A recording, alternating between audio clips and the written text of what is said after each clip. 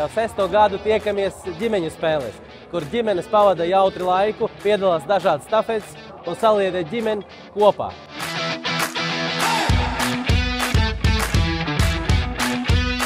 Šeit komandas vismaz 4 dalībnieki sacenšas savā starpā gan mazliet sarežģītākos, gan arī vienkāršos uzdevumos. Kopā mums ir tuvu 40 komandām un pieteikšanās aizpildījās 24 stundu laikā. Bija aktīva sporta nedēļa jau ir kļuvusi par mūsu tādu ģimenes tradīciju. Mēs jau katru gadu gaidām, kad būs šis septembris, kad mēs atkal varēsim piedalīties. Emocijas kolosāls, bērniem ir lielisks pasākums un noteikti jāpiedalās. Es šodien pārstāvu Latvijas Alpīnistu savienību un mēs ģimenēm prezentējam kāpšanas sportu, kur ir viena no olimpiskām disciplīnām.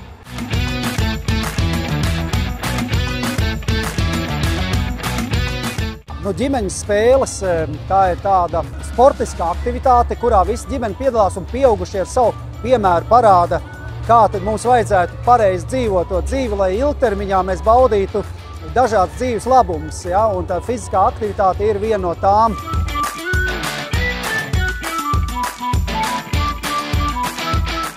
Protams, ka ikdienā mēs baigi tā nesportojam, bet sanāk, kādreiz neaizbrauc ar tramvaju vai trolejbusu, un tad var ar kājām, un tādā veidā, tā kā pasīvā sportošana.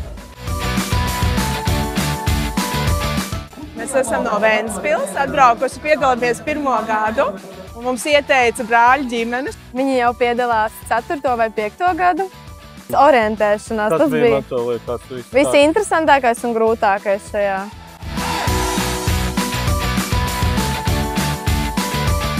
Ļoti patīk šīs pasākums. Bija forši, kad arī jaunas disciplīnas ir. Jā, es šogad pirmo reizi pamēģināju šaušanu kopā stafetē. Tas bija interesanti. Galvenais ir paņemt un pieteikties un atnākt un izmēģināt. Ja nesanāks, tas nekas.